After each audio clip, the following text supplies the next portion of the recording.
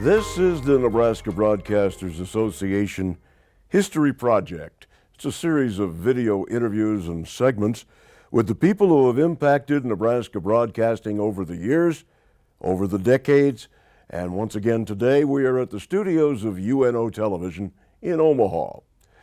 Over the years there have been many family-owned local broadcasters who have become the backbone of Nebraska programming, Nebraska radio, and Nebraska television. We've done segments with the Brown family at KRVN. We've done segments with the Posey family up in O'Neill, Nebraska. Ed and Earl May at Shenandoah and in Lincoln and in Omaha. Today, another family, small-town suburban broadcasters who have made an impact on radio, made an impact on broadcasting, and most importantly, made an impact on their communities, which we look for local broadcasters to do. We want to welcome from Plattsmouth, Nebraska, Steve Warga. Steve, thanks for your time. Thank you. Thanks nice for to being be here. Steve and your dad, Charlie. Yes.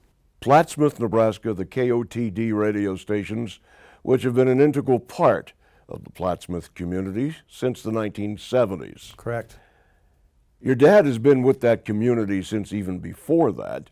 Give me a little background on his involvement in the Plattsmouth community. My father grew up on a farm just about 3 or 4 miles south of Plattsmouth. During his teenage years, he actually became involved in radio repair, television repair. So he understands the wavelengths. He learned that at an early age, and probably was a dream back then to own a radio station with no real plans to do something like that. But through the years, he took some formal classes on repairs. He eventually married, moved into Plattsmouth. He had a repair shop that became an appliance store, and then got into real estate also. So now, an appliance store in a small town back then, that was a big deal. This is way before the Walmarts of the world. It's a lot different. There were actually like 3 or 4 stores selling appliances in Plattsmouth at the time. Washers, dryers, TVs, air conditioners. Exactly. I delivered a lot of things as a kid, yeah. No child labor laws here. We don't want to talk about. They didn't exist back then. They probably. didn't exist, exactly. But anyway, so he owned that, got into real estate, and was doing quite well in those businesses. And it was through the real estate channel that the radio channel came to be. A man named Mike Starr, 2 R's, from New York City, came to Plattsmouth. There was an AM allotment for a station there. An FCC allocation. FCC allocation, and wanted to build a radio station in Plattsmouth. And somehow my father and Mike hooked up, and they found some property, which is just north of Plattsmouth, and the plans for a radio station started. And of course, you know, there again, I was very young. This goes back to 1968, 69 when all these plans started. So you remember these days? I remember these, yeah. I would have been 11, 12 years old, but it was an exciting time. You know, I enjoyed listening to transistor radio at night with the earbud in your ear or whatever you called it back then.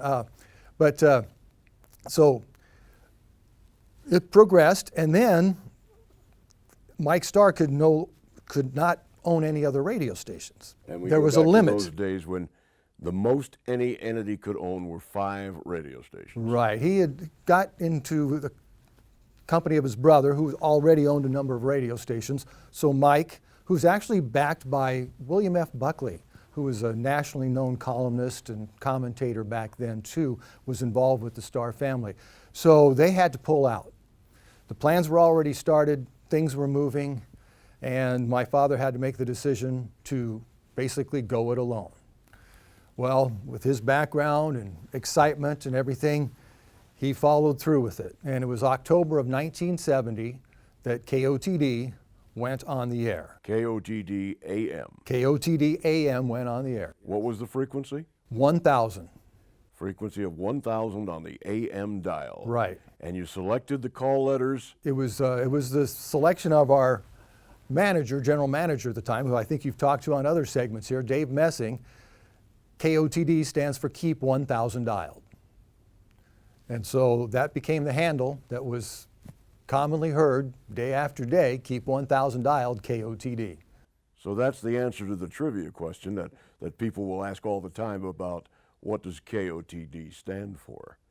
So on 1000 AM, now you've got a radio station, a signal, 1,000 watts, I'm assuming? No, it was 250 watts, Okay. but it was clear channel. So the signal went a long way, but there were stations, Chicago, and a station that actually just went on the air shortly before KOTD's license was granted up in South Dakota that were on the same frequency that we could not interfere with. So it was a daytime station, 250 watts clear channel with 3 towers. And the north tower was a blocking tower, so we... Protecting Chicago. Yeah, and South Dakota also, I think yeah. in Chicago it would have been WCFL. Yes, I believe so. So it became a situation where all of a sudden we've got a coverage not into Omaha very far, but reaches into Kansas quite well. Not a lot of business opportunities that far away, but it was an impressive signal for a daytimer. And not a lot of radio stations serving those small towns in northern Kansas. No, there weren't, no. So yeah, it went on the air in October of 1970, and it was your typical small town radio station. The focus was locally, but we'll probably get into it later, how we could expand around the area with things that we learned and could do. You had 3 towers on top of what locally became known as Well, it was Broadcast Hill Broadcast Hill. for a number of years, and then at some point we had a disc jockey who named it Music Mountain. So back in those days too, when it snows, it's hard to imagine, but it's a pretty steep hill. It's one of the highest points around Plattsmouth, and it's kind of a windy road to get up there. So when it snowed, one of the topics every day people would call, whether it be if you're making a sales call or people calling into our talk radio show at the time, did you make the hill today? Because many times announcers had to walk up to get to work because it was just too icy. So your family owned the hill. We owned the hill, yes. 3 towers on top and a broadcast studio right there on Right top there, of the hill. yeah. The studio's just right by the towers. Still exists today. The all building still does. there, yeah. Not the towers. Not the towers. We'll talk about that, yeah. Yeah, we'll get into that interesting story. What did you program originally? Well, it was more of a block programming type format, where it was a lot of news and talk in the morning, few songs as I remember. There again, I was very young, but I did become involved in it about a year after it was on the air. And there was a country hour, there was a rock and roll hour, there was a polka hour, which brought in listeners from, when you have a niche format like that, we get mail from all over for that polka hour. There was a cooking show. It was called What's Cooking. That was on a couple of days a week. That was an hour long with, homespun stories and Recipes. and Sure. it was quite popular. So that's the way the format started, and was not that unusual, of course, in those days for stations to have that. A lot of stations programmed very much the same way, especially in Nebraska and Iowa. We saw a lot of that original programming. Right. A lot of people got their training doing those shows over the years and went on to become significant broadcasters. Did you get into sports and news much early on? Yes, but there again, we were just daytime. So the news had always been a priority. Serving the community is what my dad wanted to do first and foremost. So coverage of all the meetings, the news of the day was City council, school city board, council, school boards, car accidents, what have you. We local had fires. Local fires, all those things. Did you were do covered. one of the things that a lot of stations did back then with the local fire alarm sponsored? No, we didn't have that. We had a lot of those around the area. Whenever the fire alarm would go off, we'd report on where the fire was, Sure. brought to you by usually a local insurance agent. Yeah. And that was always a fine thing to do. But you did things like school lunch menus. You did things like funeral notices. Funeral that notices, really senior aren't citizen done. lunch menus, yes, Yeah, the lunch menus were always one of the most popular things in small markets. And you played records Right. on the radio. And believe it or not, Neil, we still have pretty much all those records. It's an impressive collection of music that dates back to the 1960s. In fact, right now, personally, I'm in the middle of recording my favorite ones, and I'm up to 1,300 songs right now to digitize them. And it takes a while, and then some of them you have to go back and fix. You can take some of the scratches out and hiss and what have you, but we've still got a lot of those records. Are they cataloged? Are they up They're on? not cataloged, no, because random. they had been moved from place to place through the years. And so just recently when equipment was taken out of the building, I mean, it hadn't been a radio station since 2001. There'd still been a lot of the equipment up there, and that was just recently salvaged. But then we brought from this location and that location the records back to that area. You've got them all back We've where you got them want all back, yeah, it's crazy. Back in the day, too, you did high school sports, but without a nighttime signal, you had to be innovative. Yes. So they had tape recorders back then. It wasn't that long ago. It wasn't that long ago. So yes, it would be a matter of a cassette recorder, sometimes sitting in the highest crow's nest you could find, in the snow, 35 degrees, wind blowing, you're hoping there's not a lot of wind noise on the mic, record it, and you'd play it back on Saturday morning, the high school football game. And people tuned in. People tuned in. They'd been to the game, and then they wanted to hear it. And of course, the players wanted to hear it too. It was a And mom and dad and grandma, they all wanted to hear their star player. Yeah, it was quite popular. And the station made money from day one. You know, I think the station did pretty well. I wasn't privy to all the financial records back then, but you know what? We did things right to where it stayed on till sale became the feasible thing to do later on, back in late 1990s, 2000 area. Then you came along with KOTD FM. How'd the FM come about? The FM, well, there was the 80-90 docket rule that, you had the AM. There was an FM allotted for Plattsmouth, and there were some bidders on that. And anyway, my father prevailed, and we went on with a 6,000 watt FM in 1994 or 95 was about the time frame for that. And the frequency was? 106.9. We've got more on that coming up as well. Yeah, so that was at that point, probably, you're talking about formats, it was probably about 92 or 93. We decided to go just basically with one format. There was still a polka show on Sunday afternoon. That was always quite popular. Sundays was polka day. But then we had a nostalgia format that was satellite fed. We still had local people doing local news, and they give you inserts, of course, where you can put your local information. It blended very well. And so we were running both the AM and FM with a nostalgia format. All of a sudden, we're starting to show up in the Omaha ratings with that.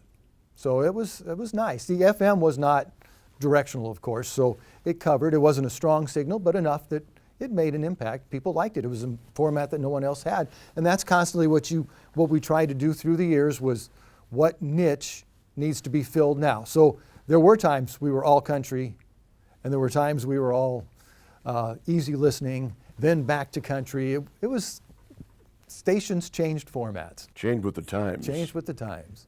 By this point, you're pretty well involved on a regular basis with the radio station? Yes, I became involved back when I was about 14 years old. The staff then, I don't think anybody wanted to play the rock and roll records. And of course, yeah, I'll give it a spin. And pretty soon I had an hour show. I had to be driven, because it was the station's outside of town. I had to be driven to work and then picked up afterwards. You couldn't drive. So I could walk, I guess, but I probably walked home a few times. But so I became involved yet at a young age, and then worked through high school. Now, in many, many businesses, particularly retail, we see a lot of generational transition, where a son and a dad work together but don't always work out well. In broadcasting, there seems to be a natural progression within families that father and son seem to get along pretty well. Is that true of you and your dad? When I look back on it, we did. At the time, I've got an idea, he's got an idea. You compromise, but it was his station, so sometimes he'd prevail. But at least I could always state my opinion on things. And of course, whether it be changing the format or this sale, this remote we need to go to, I was never afraid to speak up, but he handled it. He did well. Now, your dad, Charlie, was very much involved in broadcast community. People around the state knew him. He knew a lot of people around the state, and he got along well, and it was a community of radio broadcasters. Oh, sure. You know, the Nebraska Broadcasters Association convention was eagerly anticipated every year and made a lot of contacts. People shared ideas.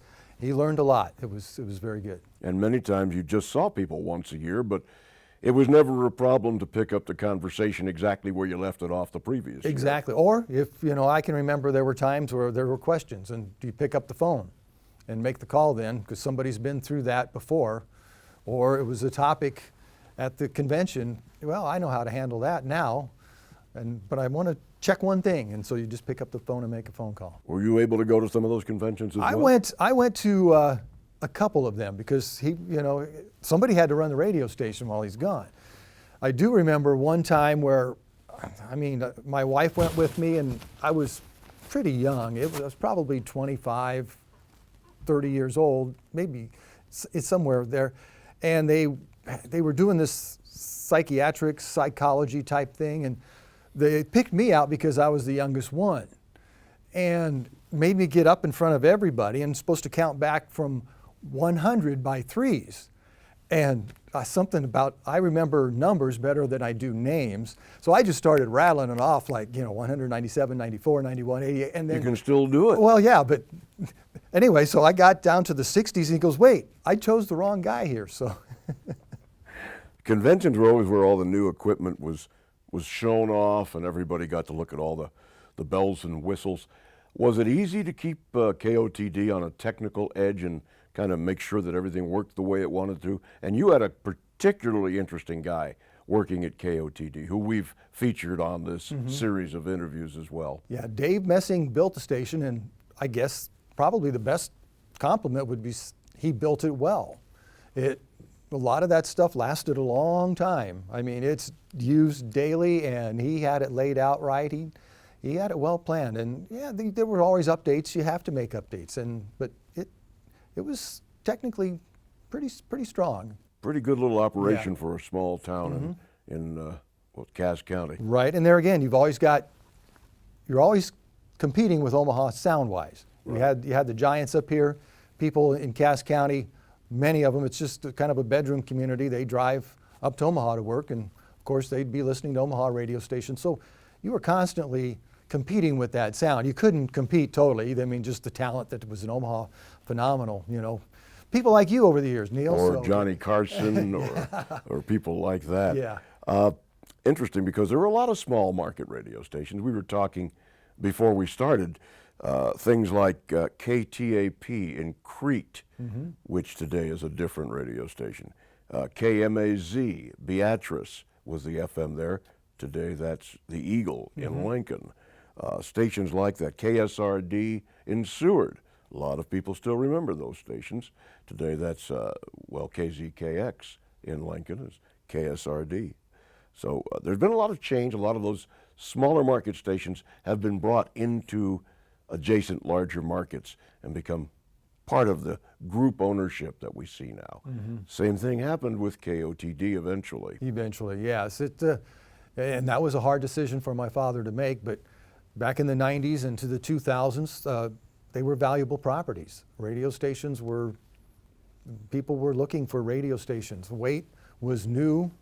Waite being Norm Waite. Norm Waite. And his brother Ted, who were the guys who did Gateway Computer Company. Yeah, it was Gateway 2000, I think, when it first started out, yes. And that was a big operation. Big operation. They made a lot of money. Out around the Sioux City area. Up in Sioux City. And Norm was involved in that. In fact, Norm told me one time that it was his idea to put the Holstein cow on the boxes. The Gateway Computer boxes. Yeah. But Ted was kind of the technical guy, and Norm was an investor in it at an early start, and from there it just grew into a very, impressive computer Extremely company. lucrative. At one time, they were one of the top computer guys. And then Norm became involved with some individuals from Omaha, Mike Delich, Steve Saline, and they wanted to get into the entertainment business. I mean, they had an entertainment venue. They had different things through the years starting out, and this was in the late 1990s. Well, let's set the stage. The music box, which was over on Underwood or Cass. Cass Street, yes. Cass Street in Omaha. Today it's a fitness club. Right. But the music box was custom designed as a music performance venue so that Norm Waite could bring acts into town. Correct. Incredible acoustic facility. And they had their own record label, Samson Records. So they produced records with people like David Crosby and others in that arena. And then decided they needed a broadcast outlet to go along with these other things. So they bought your FM station. Bought the FM first, right. It was, I think it was 1998. And Is it fair to ask how much it cost them? I'm not quite sure. Okay. I mean, there were payments over several years, so there was actually more interest involved. There again, that's my father's way of doing business over the years. Like, okay, we have this price, but I like a little bit more, and it was. It provided for the family. It provided for the family well, and that was just the FM sale at that time. And I worked, starting out for several months, possibly a year. It was still located in Plattsmouth, and it was still the nostalgia format because there was so much to do with everything, the transition, building new studios, and actually we did pretty well there for that 1 year that I had the say on everything, and they were putting some money into a couple of things that we needed at the point, and it was a fun start. It was exciting, and then we moved to Omaha, just a few blocks down the street, to 52nd and Dodge. So. And you ran the station out of what was at that point the former Cox Cable head end building. That's right. Yes. At 50th and Dodge. You were upstairs. Upstairs, right. I was the general manager, and we had staff, and and it was all new to, the weight business group, and things were fine, and we worked, and then it was just time for me to, I don't know, I think I understood the small town radio better than I did, I wasn't in tune with necessarily the advertising agencies and things that a general manager should be. I handled the staff well. We did, it was fun. It was a good time. It was time for something different. So I actually went back to work at Plattsmouth again. So it's KOTD AM you're working. KOTD AM. And this is still at 1,000 on the dial?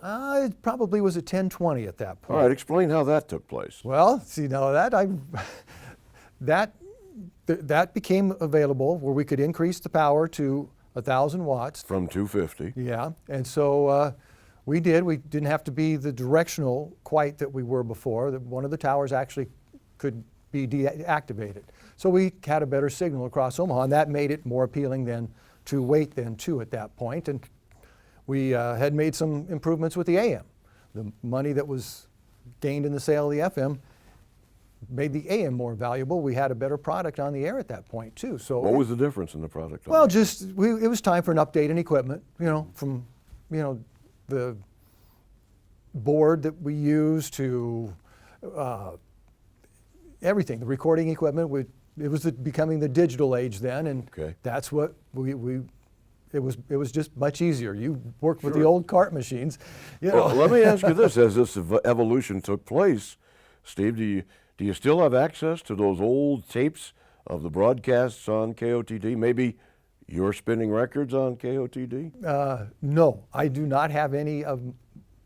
I actually went through and made a CD of a lot of that. So it's all digitized, but I don't have access to the actual tapes. Those are all gone, and some of them just, after so many years, they weren't that playable anymore anyway. So they just disintegrated. Yeah. It's happened to a lot of radio stations because so much, we didn't realize it at the time, but we were producing and recording local history over those years. Right. If only we would have known it. No, I look back on that all the time and say, well, what if I had a recording of this event, that event?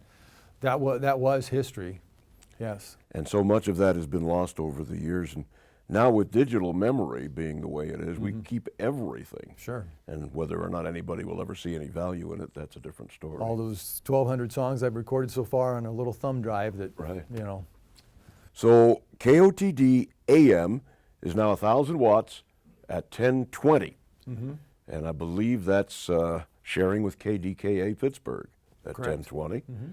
So you got to protect them. Now what happens to KOTD AM? Does that move to the Waite family? It moves to the Waite family. Then it was, I think the year was 2001 that occurred, maybe early that year. Now, you had left KOTD FM, gone to KOTD AM, and with Waite involved, you stayed with the AM station. Yeah, well, actually, KOTD AM, when it was 106.9, became the city, KCTY. Right. So, yeah, so in Omaha. It's evolved a little since then, too. Yeah, right, but I was back with KOTD AM at that point, and then Waite became interested, the talk started again, and then they purchased the AM, and that moved it to Bellevue for a short time. And the call letters for that were? KKSC, yes. Or Sarpy County. Sarpy County, right. And were you involved in that whole operation? I did the morning show and some sales at the time, yes. And that was pretty much designed to be a rural format. To serve the rural ag community. Right. We did some Bellevue, sports, Bellevue College sports, Bellevue University sports. We did things like that. But yeah, there was also high farm presence to that with the Waite Farm Network. Right. So it filled the void in their coverage map there with a 50,000 watt, Well, let's talk about that a little bit, because they went from 1,000 watts located on the hill in Plattsmouth, and they built a 7-tower directional array, 50,000 watt daytime, 1,500 watt nighttime, both directional, north of Glenwood. And it is one of the most impressive tower sites that I've seen. Oh, yes. The engineering that went into that's beyond my scope of comprehension. It's spectacular. Yes. And what I love about that site, and if you're there at sunset, with the sun setting behind those towers and the tower lights come on, it is one of the prettiest things, and only radio people can understand this, but it is one of the prettiest sights you'll ever see. Yeah. I've never been there in the evening, but I could you see should, that. I could see that. You really should make that trip. Yes. Not when it's muddy, though, because it is out in the country. It's worse than Music Mountain at that point. At that point, yes, it is. So you are out of the radio business entirely now, but you do something called Casgram. Yes. Define that for me. See what that's all about. Well, actually, the concept, it's not a unique concept. Several stations that are in more isolated areas, radio stations, have like a daily news sheet that goes out. They don't take it to the point that I do, but it's always popular around the towns. I worked at KTAP in Crete. We started one there. I knew how popular it was there, and I thought, this is a great idea. People love this. And so when I left... What exactly is it? It's 8.5 by 14, one page, front and back, covered with advertisers, I'm happy to say, that covers the daily news. I still get up at 4:30 like I did in radio, and we hit the streets with it about 9 o'clock in the morning, just before coffee time. I've been doing this since 2002, and I find it quite rewarding. Where's the content come from? Comes from the same things that I used to do when I was doing news and radio, whether it be the city council meetings, the school board meetings, things in the streets. It's the news. It's important local news. And in a small community, having access to that on a daily basis. Daily is the key, right? You're unique. Yes, daily is the key to that. I mean, we were talking about funeral announcements earlier, then I just do a short, but still, a lot of times it's news to people. Facebook has changed a lot. A lot of stuff flows, before, and it's always like, people know about this event or that event, but there's still a lot. I can go into more detail, and then when they see that in Casgram, then people feel like that's correct. And then it's happened. The good thing is, you mentioned, it's covered with display ads. Yes. So obviously the people in the business community find value in it. Sure. And a lot of those were my contacts back from the radio days. I had it pretty much sold out in one day when I came back to town to say, I've got this idea. I didn't even have a prototype. Here's my concept. What do you guys think? And I'm on board. We need this. This will be great. This town could really use it. Well, it's all of Cass County. I actually have two versions. One, the Highway 75 corridor, and then one, the Highway 50 corridor. It's Weeping Water, Louisville area too. So there's two separate papers that go out every day. And you customize the content for the areas that it goes through. Kind of like the old radio days where you had the local over the back fence type of program. Right. the radio days were great. I mean, I learned a lot. I was 14, 15 working with, guys that were twice my age, and sometimes 3 times my age. I learned a lot. I went to the University of Nebraska for a year and then got a full-time job in Crete and never did go back to school. I know we have a lot of students around here. I'd suggest they stay in school now. But mine was a unique situation. And then I came back to work at Plattsmouth, of course, after I left Crete, because it was a family-owned radio station. I saw the opportunity. Now, there is also kind of a postscript story about KOTD with regard to your towers. Yes. Can you retell that story? Well, there was one tower remaining. It had been there after we signed off for the last time. And it was actually being used. We had some internet providers that were putting their signal from that tower. And then we had a high wind or tornado that went through in June of 2017. And I knew it had happened. It was a Saturday morning, so I wasn't putting paper out that morning. Drove up there and something's changed up here. The building looks okay. And it took me a full 2 minutes to realize that the tower was down. And that was a weird feeling. So what happened to the tower? It's gone now. It's crap. Can you even tell the story that we discussed earlier? Yeah, that story. Is that okay? Yeah, that's fine. Yeah, no, we had salvage people that came to take it, and I said, there was an agreement. You take the tower. Well, then there's some wiring in the ground that's worth a lot to people. Copper ground wiring. And all of a sudden, I looked out there, and they've got a skid loader trying to take it out of the ground. I'm like, no, that's not part of the deal. And that was a Saturday morning too, and luckily I was up there. And here I was, 3 or 4 pretty anxious guys to take their prize, and I'm like, no, that's not part of the deal. Luckily, there's a sheriff's tower also up on the property. They lease that area, and there's a camera up there. And I reminded them, everything you're doing is on camera. At that point, the copper ground plane probably worth more than the tower itself. Yeah. And yeah. So the history of KOTD, AM and FM, and the Warga family totally intertwined with the history of the community of Plattsmouth. Yes, it's been there through a lot of things. And we expanded out too. I mean, there were times we had UNO sports on KOTD AM and then eventually on the FM. We were one of the first stations that carried a network broadcast of the College World Series on the FM, and the College World Series is huge now, and back then it was always great. It was big, but it wasn't like it is today. It wasn't like it was today. That's how Dingerville was there, and it was like a county fair type. Yeah, it was. Experience. You could just walk in, and we're going to buy a couple dollar tickets and go to the game. Well, sure. But I think it was just about that time we capitalized on the right thing. It made a name for us in Omaha with the FM because we were carrying the College World Series games, and something nobody had really. There were, as I recall at the time, there were ESPN tape delays late at night of the College World Series games, but there weren't any live broadcasts. It wasn't a big deal back then. No, it wasn't a big deal. And then people listened to the broadcast, and they became, even more in tune with the players and the coaches and everybody that was there. So that was a key point in our history. Safe to say that you are individually responsible for making the event what it is today? Well, no, not at all. But it was just making the right decision at the right time. Your dad is still involved in the community, even at an advanced age. You had told me he still goes to the office. Yeah, he still goes to the office. He's 89 years old now. And of course, at 89, you're going to be a little bit slower, but he's still... Not so much slower. No, he's still, just slower getting around. Yeah, sure. He still recalls a lot of things. Before we did this, I went and had dinner with him the other night, just recalling a lot of things. And you can see the fondness that he has for those years.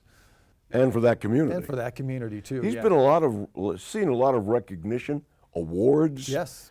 Been presented with numerous awards, Mm-hmm. and has been involved in almost everything that has happened in Plattsmouth since the 1970s. Oh yes, I think his time on the Planning Commission, he got to the key to the city here 3 or 4 years ago when he retired from the Planning Commission, but they couldn't count. It'd been 40, 50 years that he'd been on the City Planning Commission, so he saw every nook and cranny of the city as it was developing and had a say in that, had a vote or recommendation to the city council anyway. That's some of the things we don't see today with corporate ownership, when we had individual owners in individual towns who generally ran into political circles, ran for school board, did big real estate transactions like your dad did. Sure.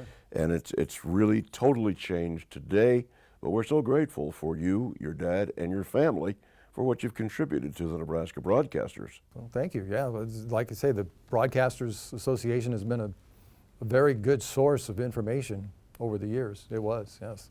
And please give your dad our best. I will do that, Neil.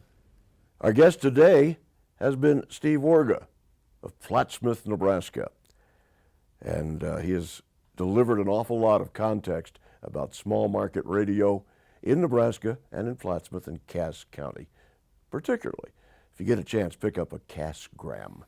I think you'll find it fascinating and interesting.